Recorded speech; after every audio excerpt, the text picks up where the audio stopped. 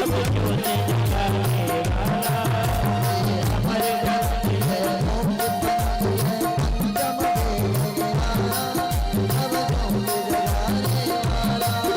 ये अमर ग्रंथ यह मुक्ति पथ ये पंचम वेद निराला नव ज्योत जगाने वाला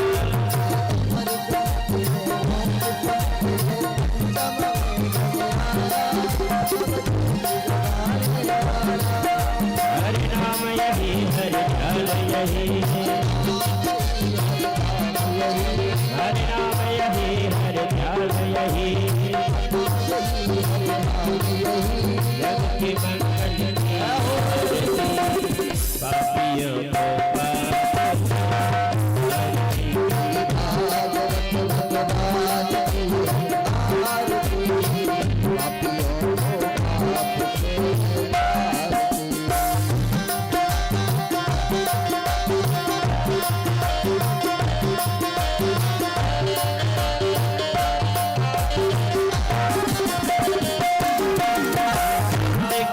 पवन बुढ़े पापों को मिटाने वाला हर दर्द कराने वाला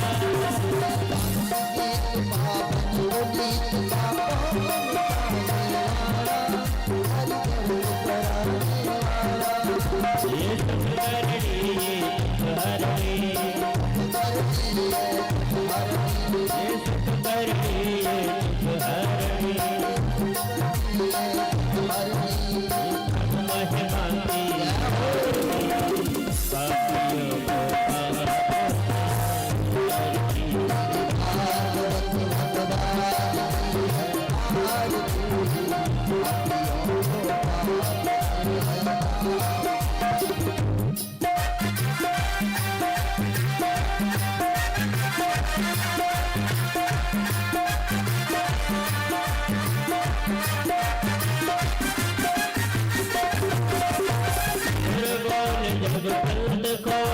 सदमार्ग बताने वाला बिगड़ी को बनाने वाला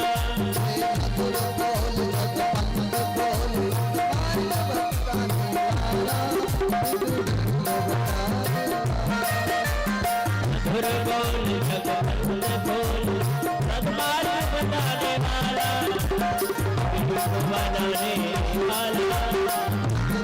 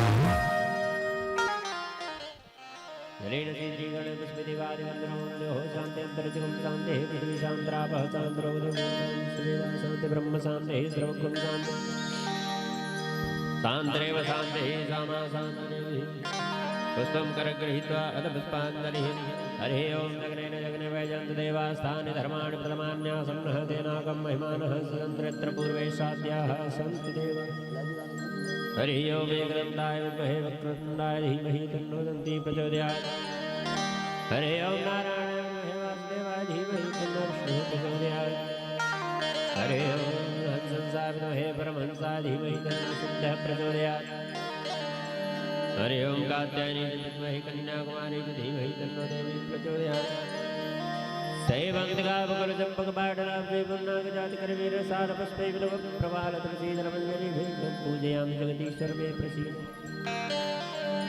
नाना समस्त पुष्पाणि धाकालो भवानी च पुष्पांजलिर्मया दत्ता ग्रहणात् परमेश्वर संघाय सपरिवाराय सादर मंत्र पुष्पांजलि समर्पयामि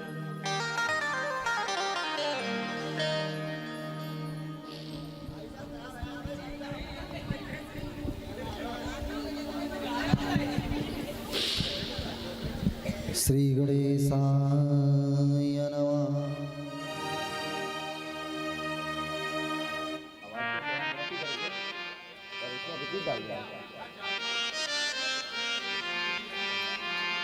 श्री गणेशाय नमः। श्री सरस्वत्यै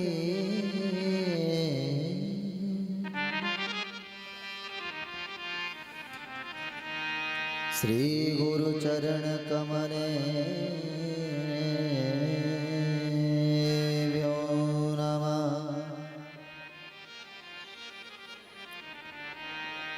श्री राधा रसिक विहारिणे नमः। श्री गुरुचरण कमले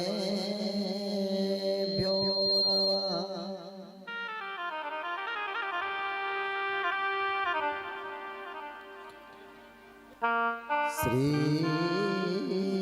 गुरुचरण कमले भ्यो नमः।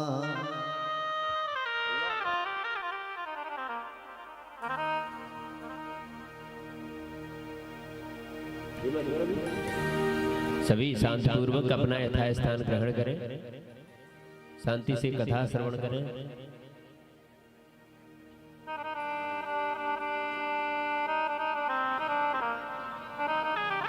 सभी बैठ जाएं।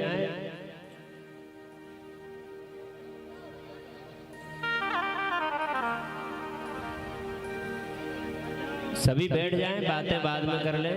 1 घंटे की कथा है, श्रवण करके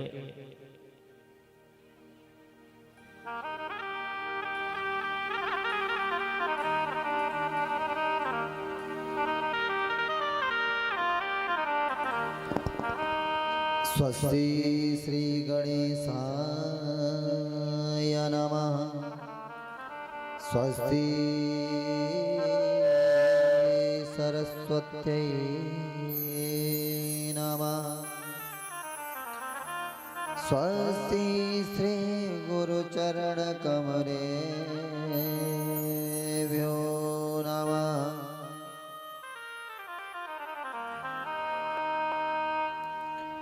हेयं सदा परिभवग्नमभीष्टतो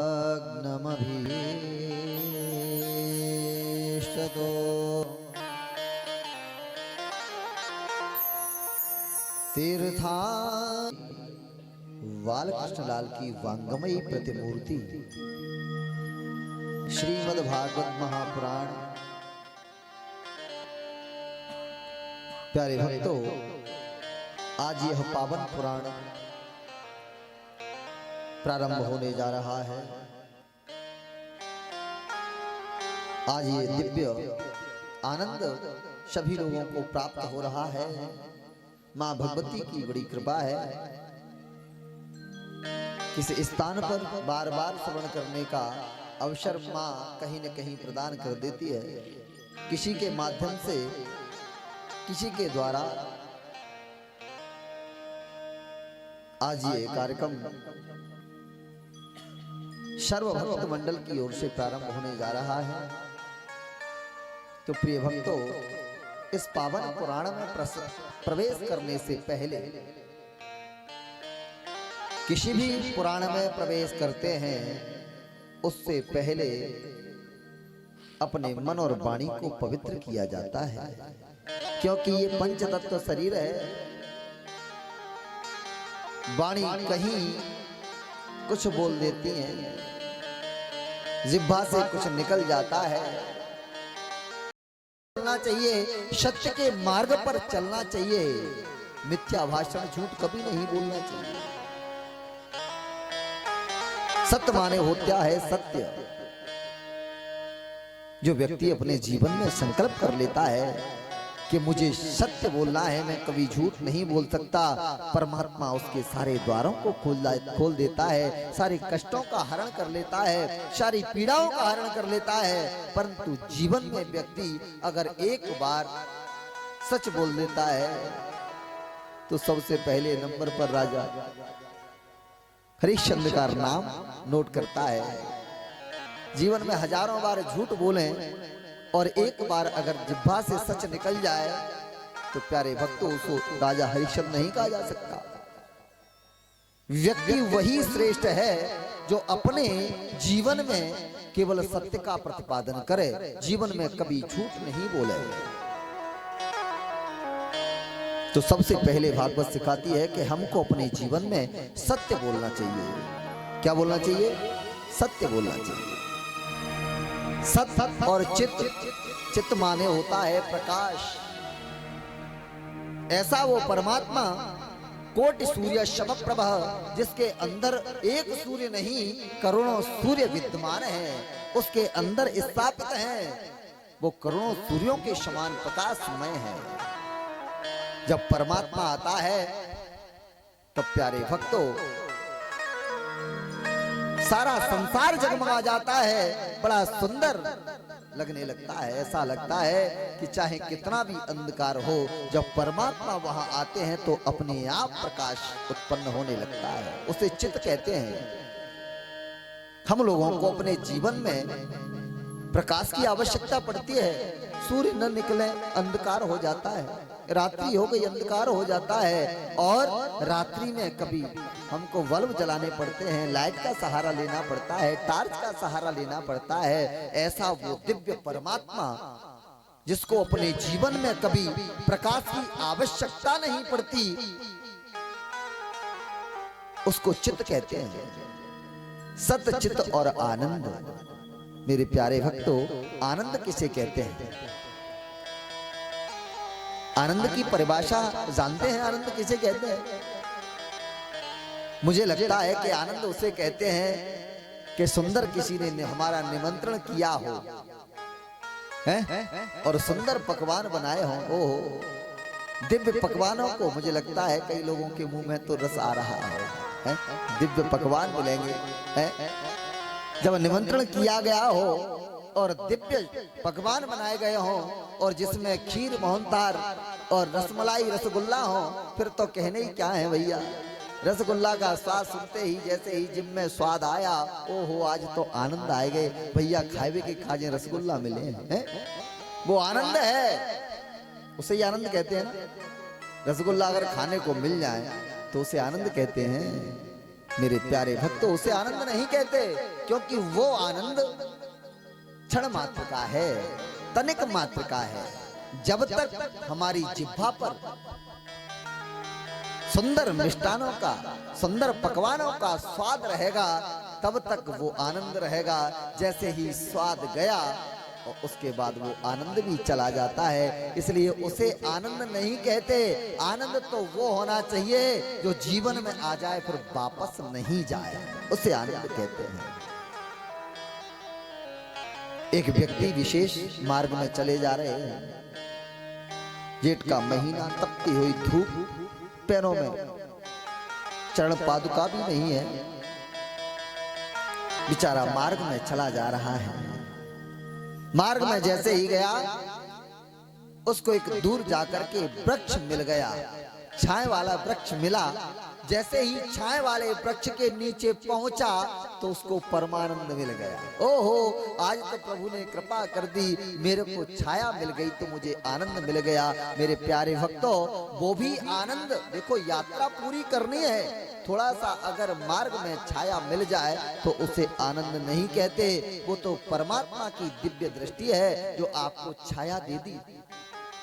आनंद वो नहीं होता, जैसे ही वहां से फिर गुजरोगे तो फिर आपका आनंद चला जाएगा, इसलिए वो भी आनंद नहीं है। आनंद तो परमानंद कौन है? नंद घर आनंद भयो। आज नंद बाबा के यहाँ स्वयं साक्षात्कार परमात्मा जब अवतार लेकर के आए हैं, उस कन्हैया को आनंद कहते हैं, उस परमात्मा को आनंद कहते हैं। वो आनंद है जो हृदय में समा जाए, सामने अगर आ जाए तो जा नहीं सकता। क्योंकि जीवन में जो व्यक्ति आनंद को खोजता संसार में फिरेगा, उसको आनंद नहीं मिल सकता। अच्छा, आनंद कहाँ है बताओ? बताए आनंद कहाँ मिलेगा? नंद घर आनंद भयो। नंद जी के घर तो आनंद हो गए, कन्हैया जी आ गए, परंतु हमें आनंद कहाँ मिलेगा? वो आनंद आप बताइए। मैं सच कहता हूं कि हमें वो आनंद हमारे घर मिल जाएगा, परंतु कोई जानता ही नहीं, समझता नहीं। 52 की जो उम्र होती है, वन में चले जाओ भैया, जंगल भी खत्म हो गए, अब वन में कहाँ जाए? 52 की उम्र के बाद वन में जाना चाहिए, पर नहीं जाता व्यक्ति। क्योंकि मोह माया सब जकड़ लेती हैं। ये मेरा बालक है, ये मेरी जो है बालिका है, इसका विवाह नहीं हुआ, फिर उनका विवाह हो गया, नाती पोते हो गए, छोटे हैं, इसमें ये माया है, उसको माया कहते हैं। इसको छोड़ा नहीं जाता। जब जीव संसार में जन्म लेकर के आता है तब उसका कोई नहीं होता, और जब आ जाता है, जब इसमें फंस जाता है प्यारे भक्तों, जब फंसता है तो समझ लो आप, फिर ये माया पकड़ लेती है। ये मेरा बालक है, ये मेरा पोता है, ये मेरी पोती है, संसार में जब जकड़ लेता है। परंतु वो भी नहीं, आनंद हमको घर मिल सकता है, क्योंकि हमारा जो हृदय है, इस हृदय में सुंदर परमात्मा को विराजमान करें, इस स्वच्छ हृदय को निर्मल बना लें, इसमें से सारे द्वंद्वों को निकाल दें। क्षित जल पावक गगन समीरा, ये पंच तत्वों से बना हुआ जो शरीर है, सुंदर दिव्य शरीर जो परमात्मा ने बनाया है, मेरे प्यारे भक्तों, इस शरीर में 5 तत्व समाये हुए हैं। जल तत्व है, अग्नि तत्व है, वायु तत्व है, भूमि तत्व है और आकाश तत्व है। ये 5 तत्व जो समाये हैं, इन तत्वों को शुद्ध करें, अपने मन के मंदिर में छल छिद्र कपट को त्याग दें और परमात्मा को विराजमान कर लें। एक दूसरों की ईर्ष्या करना बंद कर दें। ओहो देखो, एक दूसरों की ईर्ष्या करने लगते हैं व्यक्ति। कोई थोड़ा सा आगे बढ़े तो ईर्ष्या करते हैं, कोई थोड़ा सा नीचे गिर जाए तो ईर्ष्या करने लगते हैं। देखो, संसारी व्यक्ति को कोई उठता और गिरता हुआ अच्छा नहीं लगता, इसलिए परमात्मा को क्या अच्छा लगता है, उसको अगर खोज लोगे तो आपको आनंद आपके घर में ही मिल जाएगा। जरूरी नहीं है जंगल में जाना। अगर परमात्मा को क्या अच्छा लगता है वो हमने खोजना प्रारंभ कर दिया, स्वतः हमको आनंद प्राप्त हो जाएगा। बोल वृंदावन बिहारी लाल की।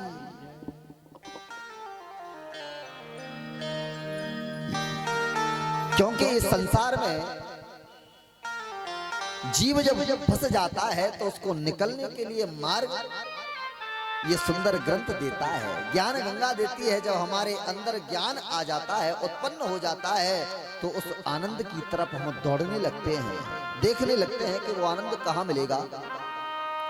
सच्चिदानंद रूपाय विश्वोत्पत्त्यादि हे तवे, वह परमात्मा सारे विश्व की उत्पत्ति करता है।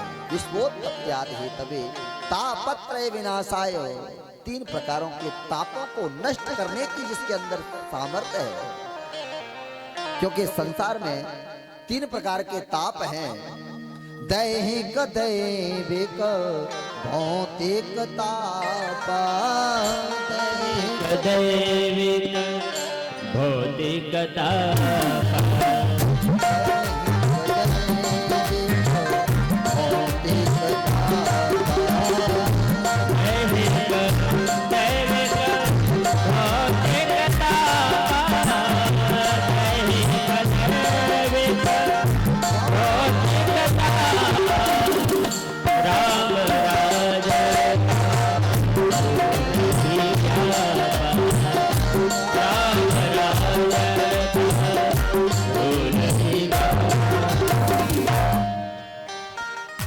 प्रकार के ताप हैं, दैहिक, दैविक और भौतिक।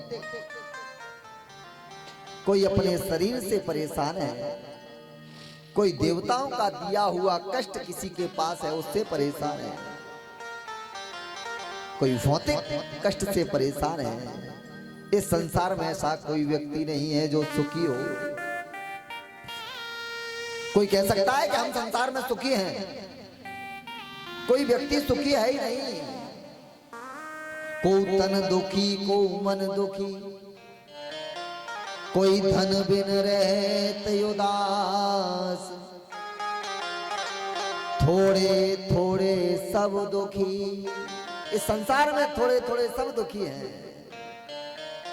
सुखी राम के दास। जो राम की शरण में चला जाता है, परमात्मा की शरण में चला जाता है, उस आनंद को खोज लेता है, वही संसार में सुखी हो जाता है। कोई मन से दुखी, हाय राम क्या करें, इसके पास तो बहुत धन है, हमारे पास नहीं। कोई कहता है हमारे बालक है, इसके बालक ना। कोई मन से दुखी है। कोई तन दुखी, शरीर में पीड़ा है, हाय राम कमर में दर्द होता है, बैठा नहीं जाता। पैर में मोच आ गई है, पैर टूट गया है, चला नहीं जाता। किसी व्यक्ति को शरीर से पीड़ा है, कोई तन दुखी, कोई मन दुखी, कोई धन बिन रहते उदास। सारे संसार में कुछ व्यक्ति ऐसे हैं जो धन के पीछे दौड़ते हैं, हाय राम इसके पास बहुत धन है, हमारे पास कुछ नहीं है। प्यारे भक्तों, अगर किसी का धन किसी के पास ज्यादा है वो हमें नहीं मिल सकता, हमें उतने में ही संतुष्ट होना चाहिए। अगर वो व्यक्ति संतुष्ट हो जाता है, उसे परमात्मा मानो अपनी तरफ खींच रहा है। कोई धन बिन रहे तो उदास। सारा संसार धन के मारे परेशान है कि मेरे पास धन नहीं है, और थोड़े थोड़े सब दुखी। किसी को कोई चीज की चिंता व्याप्ति है, किसी को कोई चिंता व्याप्ति है। इस संसार में सारा जीव दुखी है। अगर सुखी है तो वो परमात्मा का भजन करने वाले भक्त हैं और संत हैं, मुनीसी हैं, जो जाकर के भगवान का भजन करते हैं। जो शरणागत हो जाता है, गोविंद की शरण में चला जाता है, वो व्यक्ति सुखी हो जाता है। प्यारे भक्तों, अगर जीवन में हम लोगों को सुखी रहना है तो गोविंद का भजन करें। ऐसा नहीं है कि भजन कहाँ करें, भजन करने के लिए जंगल जाने की आवश्यकता नहीं है। अगर भजन करना है तो घर में भी कर सकते हैं, कहीं भी कर सकते हैं। अगर भजन नहीं किया तो फिर क्या होगा? हमारे पास जो धन है या तो चोर चुरा के ले जाएंगे, या बालक बड़े होकर के छीन लेंगे। ये सारा धन चला जाएगा, हमारे पास कुछ नहीं बचेगा। इसलिए गोविंद के धाम को जाना है तो क्या करना है? फिर भी भगवान का भजन करना पड़ेगा। अगर भगवान का भजन नहीं किया तो ये धन व्यर्थ में चला जाएगा, क्योंकि मुट्ठी बांध के आते हैं और मुट्ठी खोल के चले जाते हैं। इसलिए जितना हो सके, कबीरा सब जग निर्भय, धनवंता नहीं कोई, धनवंता सोही जानियो, या को राम नाम धन हो। कबीरा सब जग निर्धना। कबीरदास जी कहते हैं इस संसार में कोई व्यक्ति धनवान नहीं है, सब निर्धन है। ये वस्त्र भी हमारे नहीं है, ये भी एक दिन छोड़ करके जाना है। संसार में जो व्यक्ति अपने आप पर गुरूर करता है, भैया ये वस्त्र भी हमारे नहीं है, इनको भी उतार दिया जाता है। गले की कंठी को भी निकाल लिया जाता है, सोने को सबसे पहले निकाला जाता है। इसलिए प्यारे भक्तों, कबीरदास जी ने कहा है कि कबीरा सब जग निर्धना, धनवंता नहीं कोई, धनवंता सो ही जानियो, जाको राम नाम धनो। जिसके पास भगवान का दिव्य भजन करके और गोविंद रूपी अकाउंट में जो धन एकत्रित किया जाता है, वो कभी समाप्त नहीं होता। इसलिए अधिक से अधिक गोविंद का भजन करें। श्री कृष्णाय वयं नुमः। सुंदर व्यास जी महाराज ने अपने शब्दों में लिखा है, श्री कृष्णाय वयम नुमः। नुमः का मतलब होता है एक व्यक्ति नहीं, हम सब मिलकर के और उस जुगल जोड़ी सरकार को, श्री राधा कृष्ण को, लाडली लाल को अपने हृदय से मस्तक झुका करके हम श्री कृष्ण भगवान के चरणों में प्रणाम करते हैं। श्री कृष्णाय वयं नमः। प्यारे भक्तों, अगर व्यासी चाहते तो नमः लिख देते, पर नमः एक व्यक्ति के लिए होता है, वो अपने आप में नमन कर लेते। परंतु हमारे सामने इतने लोग बैठे हैं, इनके साथ मिलकर के हम उस परमात्मा के चरणों में नमन कर रहे हैं। आइए, इसी प्रकार नैमिषारण्य तीर्थ में 88,000 ऋषि विराजमान है। प्यारे भक्तों, आज वो मनुष्य इतने बड़ी उम्र के हैं जिनकी उम्र का नहीं पता। कई बार त्रेता युग बदल गया, कभी सतयुग बदल गया, कभी द्वापर बदल गया, कभी कलयुग बदल गया, चतुर्बार जाने कितनी बार बदल गया। मेरे प्यारे भक्तों, ब्रह्मा कई बार बदल गए। इतने बड़े बड़े ऋषि आज उस नैमिषारण्य की सुंदर भूमि में भजन करने को विराजमान है। उसी समय उनके सामने सुंदर सूत जी महाराज का आगमन हुआ और जाकर के तुरंत सूत जी महाराज को देख करके खड़े हुए, दिव्य चरणों में प्रणाम करने लगे। हे प्रभु, हम आपके चरणों में प्रणाम करते हैं। सूत जी महाराज बोले, हाय राम, ये संत मेरे पिताजी की, बाबा की, पर बाबा की उम्र के हैं और ये मेरे को प्रणाम करते हैं, ये शोभायमान नहीं है। क्योंकि बड़ा व्यक्ति अगर छोटे को प्रणाम करे तो ये शोभा नहीं है। इसलिए सूत जी महाराज ने कहा, प्रभु आप बाबा पर बाबा की उम्र के हो, शोभा नहीं देता, आप मेरे को प्रणाम करते हो, आप हमसे बहुत बड़े हो। सूत जी महाराज ने कहा, आप बड़े हो। तब ऋषियों ने प्रश्न कर लिया, प्रभु हमें ये बताइए कि संसार में बड़ा व्यक्ति है कौन, किसे बड़ा मानते हो? क्या उम्र में कोई बड़ा हो जाए तो उसे बड़ा माना जा सकता है, या कोई बल में कोई बड़ा हो तो उसे बलवान माना जा सकता है, उसे बड़ा माना जा सकता है? धन वृद्धा बल वृद्धा आयु वृद्धा तथैव च ते सर्वेपि ज्ञान वृद्धाश्च किं करासे किं करा। अगर कोई धन में बड़ा हो तो उसे बड़ा नहीं माना जाता, कोई बल में बड़ा हो तो उसे भी बड़ा नहीं माना जाता। धन वृद्धा बल वृद्धा आयु वृद्धा सतैव च। जिसने अपने जीवन में कभी सत्संग नहीं किया, कभी भजन नहीं किया, जिसने अपनी उम्र केवल धन अर्चन करने में निकाल दी, उसे भी बड़ा नहीं माना जा सकता। तो प्रभु कौन बड़ा है? आयु वृद्धा सतैव च ते सर्वेपि ज्ञान वृद्धाश्च किं करासे किं करा। जो व्यक्ति ज्ञानवान होता है, जो व्यक्ति ज्ञान में योग्य होता है, उसे समाज में सबसे बड़ा माना जाता है। चाहे कोई कितना भी छोटी उम्र वाला हो, अगर वो ज्ञानी पुरुष है तो उसको सभी लोग प्रणाम करने का अधिकार होता है। इसलिए हमने आपके चरणों में प्रणाम किया है। प्रभु आपसे निवेदन करते हैं, कृष्ण प्राप्ति करम शाश्वत साधन तद्वदाधुना। हे प्रभु, हम आपके चरणों में प्रणाम करके पूछना चाहते हैं कि हमें कोई ऐसा मार्ग बता दो जिससे हम भगवान कृष्ण के चरणों में अपना मन लगा सकें। काल व्याल मुख ग्रास त्रास निर्णाश हे तवे। मानिए ये संसार जो है, ये एक काल रूपी अजगर सर्प के मुंह में बसा हुआ है, और वो काल रूपी अजगर सर्प इस संसार को कब तक बचाए हुए है, जब तक वो अपने मुंह को बंद नहीं कर लेता। जैसे ही उसने अपना मुंह बंद किया सारा संसार नष्ट हो जाएगा। इसलिए हमें ये बता दो कि उस परमात्मा के दिव्य चरणों को हमें प्राप्ति कैसे हो सकती है। तब कहा श्रीमद्भागवतालाप शतगीता सुखादि। उनने कहा कि इस दिव्य परमात्मा के चरणों में जाने के लिए तो केवल श्रीमद् भागवत महापुराण है।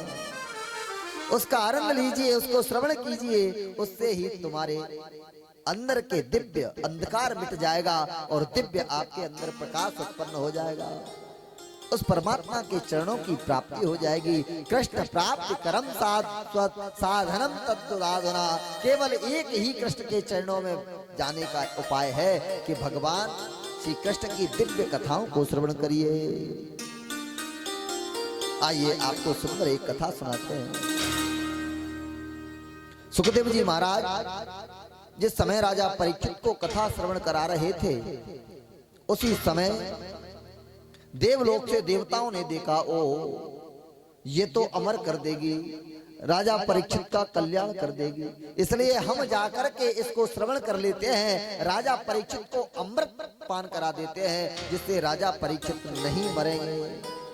एक समय की बात, देवता लोग अमृत का कलश लेकर के दौड़े दौड़े गए और जाकर के जैसे ही धराधाम पर पहुंचे और जाकर के कहने लगे, त्राहि माम त्राहि माम। सुखदेव जी महाराज ने कहा, अरे भाई देवताओं, बताइए क्या काम है, किस कारण आए हो। कहा कि प्रभु हमारा एक काम कर दीजिए। क्या काम है। एवं विनिमये जातो स्वधा राज्ञा प्रपीयता प्रपश्यामो वयं सर्वे श्रीमद्भागवतामृतम्।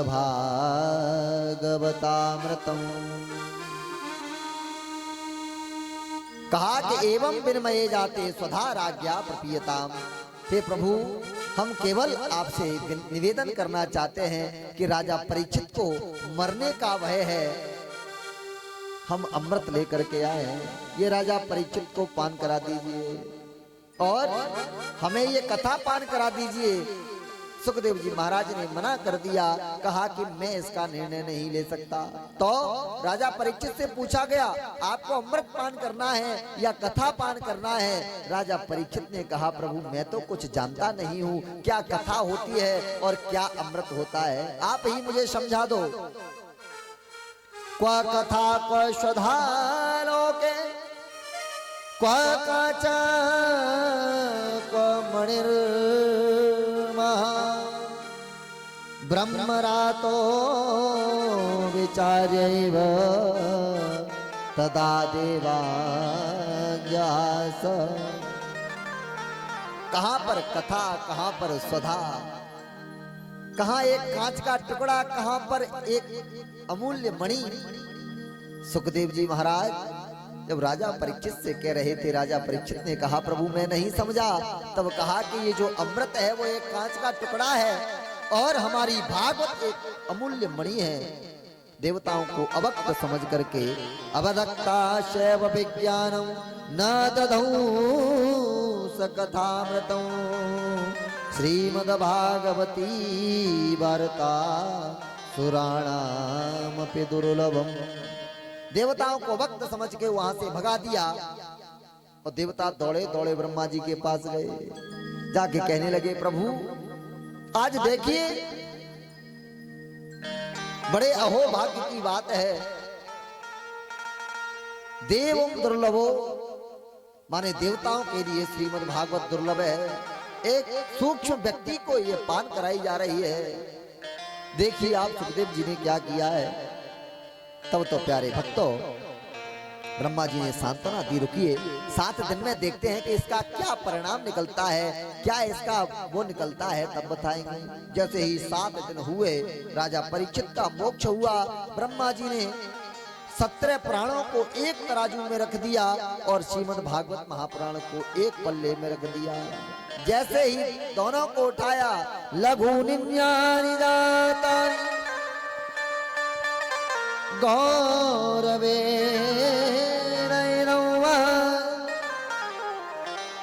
तदा ऋषिगणे सर्वे विस्मयं परमं ययो। आज प्यारे भक्तों, जैसे ही भागवत जी के और 17 पुराणों को उठाया, भागवत का पल्ला नीचे रह गया और 17 पुराण उठे के उठे चले गए। आज विधाता भी विस्मय में पड़ गए। ओहो, प्रत्यक्षम कृष्णम कृष्ण दर्शनम, ये तो साक्षात्कार पोथी नहीं है, ये कोई भैया पुस्तक नहीं है, ये तो साक्षात्कार में परमात्मा श्री कृष्ण विराजमान है। भागवत में साक्षात्कार वृंदावन बिहारी और मेरा लाडला, आज इसमें साक्षात्कार विराजमान रहता है। प्यारे भक्तों, क्योंकि व्यक्ति संसार में जब ग्रसित हो जाता है, संसार को इधर उधर जकड़ने लगता है, अपने आप को नहीं मानता, क्योंकि ये संसार का जो धन है उसको त्याग करके अगर व्यक्ति परमात्मा के चरणों में लग जाए, जैसे कि मीरा जी ने संसार का सब कुछ त्याग दिया और जाकर के गोविंद के चरणों में लग गई, क्योंकि एक ही धन मान लिया।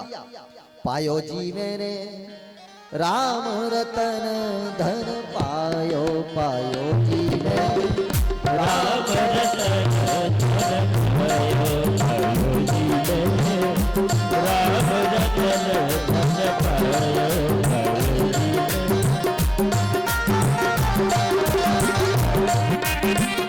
बसु अबोलक दी मेरे सद्गुरु, बसु अबोलक दी मेरे सद्गुरु, कृपा कर अपनाओ, राम रतन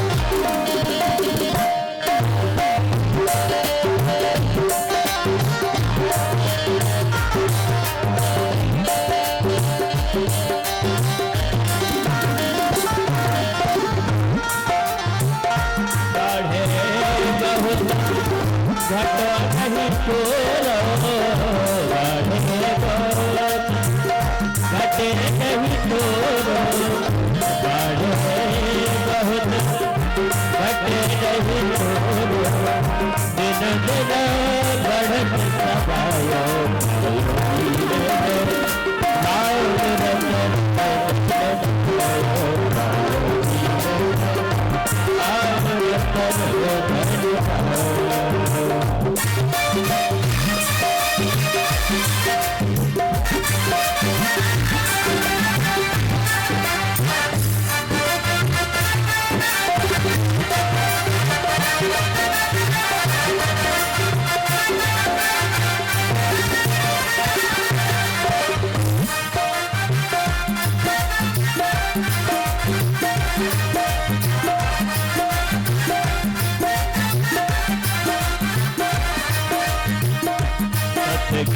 नाव खेवटिया सद्गुरु, सतकी नाव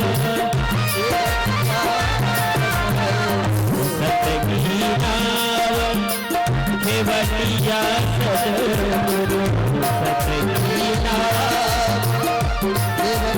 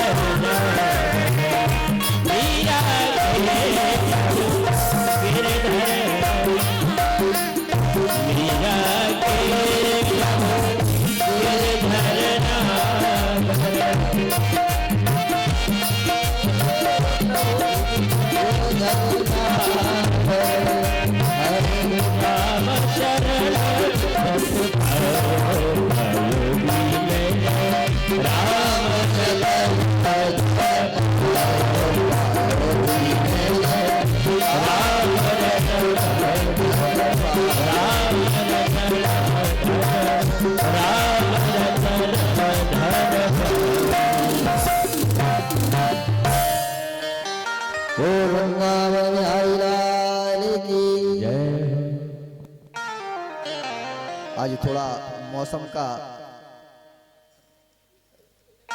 डिस्टर्ब दिख रहा है, इसलिए आज कथा में ज्यादा प्रवेश न करें, क्योंकि किसी प्रसंग को उठाएंगे तो मिनिमम एक आध घंटे का पता नहीं चलेगा और मौसम का भी कुछ पता नहीं चल रहा है। इसलिए ज्यादा लंबा न करते हुए आज के प्रसंग को यहीं समाप्त करते हैं कि हमने जो कथा श्रवण की है वो कथा श्रवण की है कि गोविंद का भजन करें और सत्य पर चलें। कल से पुनः दिव्य कथाओं में प्रवेश करेंगे। आज प्रथम अध्याय पूर्ण हुआ और कल सुंदर दिव्य कथाएं श्रवण करेंगे। तो एक भजन के माध्यम से सुंदर भजन श्रवण करेंगे और उसके बाद आरती और प्रसाद लेकर के अपने घर के लिए प्रस्थान करेंगे। कल सभी लोग 12 बजे से 5 बजे तक थोड़ा सा समय निकालें। देखो, भाव की भक्ति और ज्ञान का मार्ग ये परमात्मा की कृपा से मिलता है, इसलिए ठीक समय पर पधारें। वृंदावन बिहारी लाल की जय, राधा रानी सरकार की जय।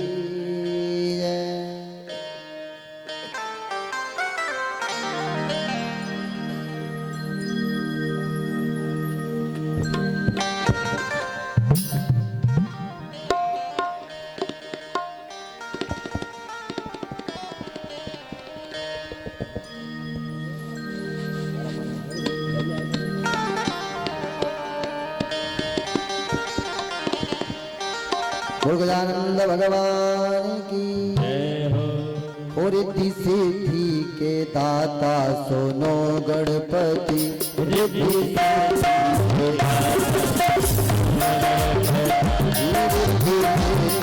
के दाता सुनो गणपति, रिद्धि सिद्धि के दाता सुनो गणपति। आपको भी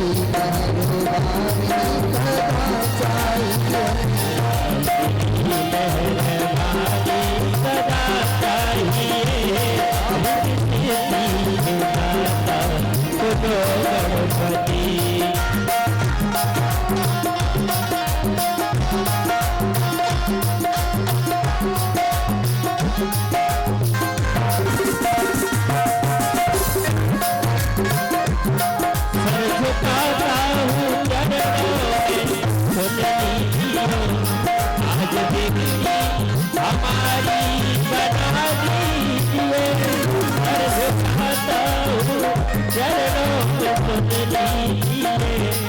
आज बिगड़ी हमारी बना दीजिए। न तमन्ना है धन की न सरताज की, न तमन्ना है धन की न सरताज की। मेरे चरणों की सेवा हमें चाहिए,